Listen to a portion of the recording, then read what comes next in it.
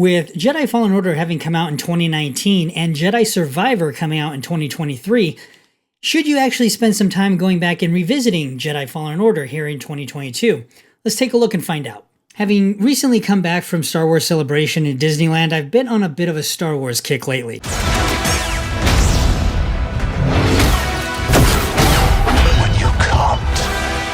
And with Star Wars Jedi Survivor coming in 2023, I wanted to revisit Star Wars Jedi Fallen Order. Having come out in November of 2019 and being done by Respawn Entertainment, EA was really struggling with producing a good Star Wars game, considering they had exclusivity of the license. Now, it was one of the Star Wars games done by EA that was not a hot mess at launch, and I originally played this game on my One X while recovering from hernia surgery.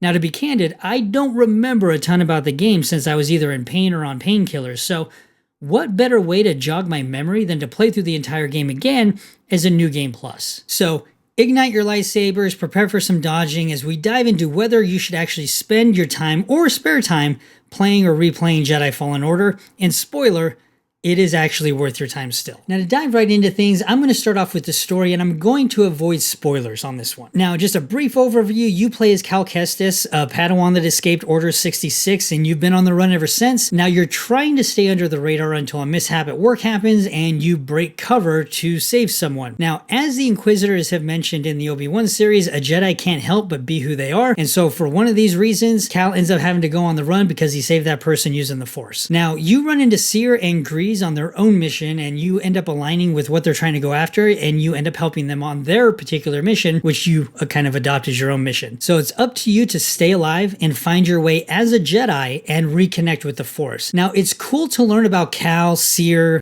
Grease, Second Sister, and avoiding other potential spoilers, but there are a few other characters that you run into in this game, and you start to learn a lot more of their story, and you start to flesh a lot of this world out. And overall, the story, I personally felt by itself is something to play this game for. And that brings us to gameplay. And gameplay within Jedi Fallen Order is like a roguelite. It's not Dark Souls hard, but it's not like super simple either. We'll be right behind you. Yes. Hit him. Blast him again. Don't be next. He's too scared.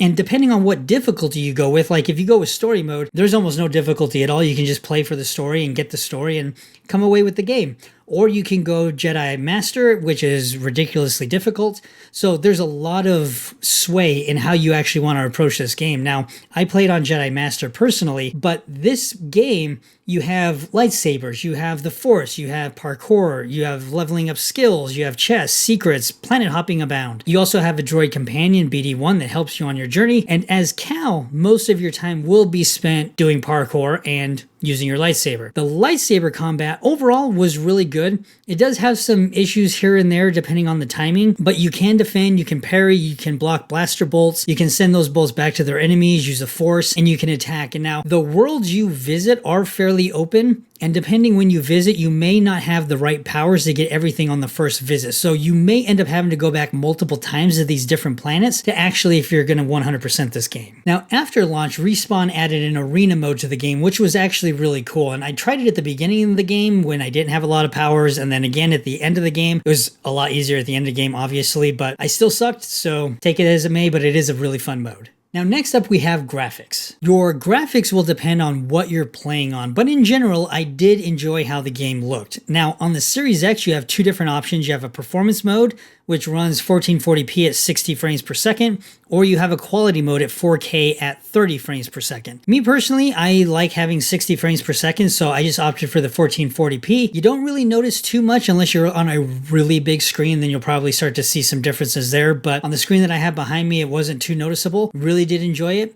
The Series S, on the other hand, is just at 1080p at 60 frames per second. There are no options for that particular mode. Now, this game has been out for a few years, but there are still some graphical performance at times, so there is some frame rate loss, there's some pop in, I end up getting hitches every so often, but overall, the graphics really did look good to me. There are a lot of different biomes. You'll have ones that looks like prairie and grasslands, and you'll have another that ends up looking more like a forest area, so again, try not to spoil anything for you if you haven't played the game game yet, but overall, the graphics really did look good to me, and the cutscenes are really well done. There were motion captured and voice acted at the same time, so there's a lot of immersion, especially in a lot of those different cutscenes. So graphically, I really did enjoy this game, and on a Series X, it looked even better. And that brings us to sound, and if you follow this channel for any length of time, you know that I typically have an issue running into sound bugs more often than I don't.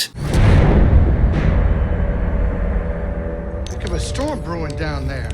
This might not be the best time to land. Well, good news, because I didn't run into a single bug this time around when it came to audio. Now, the sounds in Jedi Fallen Order are awesome. I love the sound of the lightsaber igniting and turning off. It's one of my favorite sounds in Star Wars. Watch out, BD.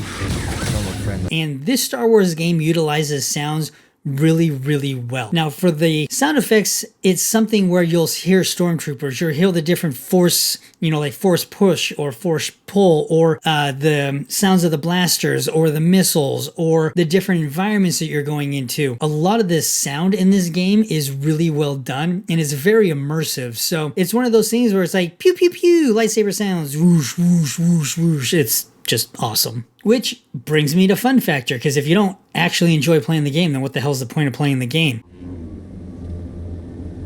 Hostile, get ready.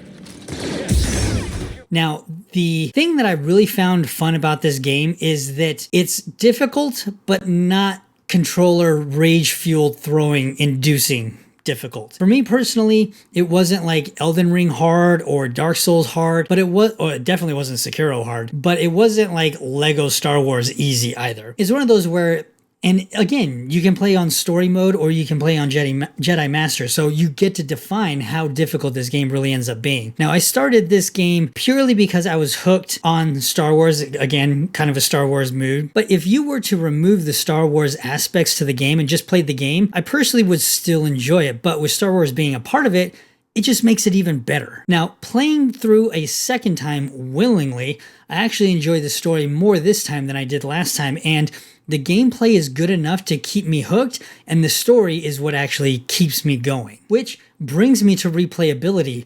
Once you actually beat this game, is it something that you'll either A, want to keep playing, or B, something that you'll want to replay? Now, me personally, I ended up going through New Game Plus, but as soon as you beat the game, you can go back through the planets, go through and get all the secret chests and the secrets and all those different things, or you can go into New Game Plus and just unlock everything again. So your unlockables will still be there on New Game Plus, but your skills, upgrades, all those different things will all be reset. My second playthrough was just as enjoyable as the first, probably more so because I actually remember it this time. But beyond a second playthrough will really end up coming down to how much the gameplay loop is hooking you and how much you want to revisit the story. Overall, I really enjoyed playing this game again, and I would definitely encourage you to play it if you haven't already. But if you have already played this game, then I would definitely encourage a second playthrough. It is awesome, and it's something that really scratched that Star Wars itch for me from a video game perspective. I'm not a big Star Wars Lego fan, so that doesn't really do it for me. But Star Wars Jedi Fallen Order really did scratch that itch. But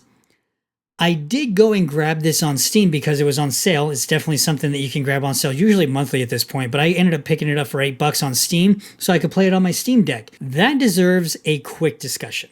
Got it loaded. The game itself ended up being in high settings, which I was like, okay, that's actually pretty cool.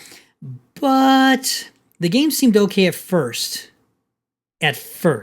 That is until I started playing a little bit further into the game, and the character models, their skin would just flicker blue. I couldn't get the game to correct. I even uninstalled and reinstalled. I put it onto the SD card, put it back on internal storage. There was just something happening there that was causing the character models to just flicker blue. Hopefully I could figure something out to fix that. I'm not exactly sure what I can do. I'll end up doing some research on it, but it was just something that was super weird. So to wrap things up, I enjoyed playing Jedi Fallen Order. I definitely suggest playing it again if you have already played it, and if you haven't played it, definitely pick it up on sale. Or if you have EA, or not EA, but Game Pass Ultimate, you get it as part of EA Play, so you can just download it and play it. So something to definitely check out. If you're unsure of what to play after Jedi Fallen Order, make sure to check out my playlist going over what different games on Xbox that might be the best fit for you, and I'll see you over there.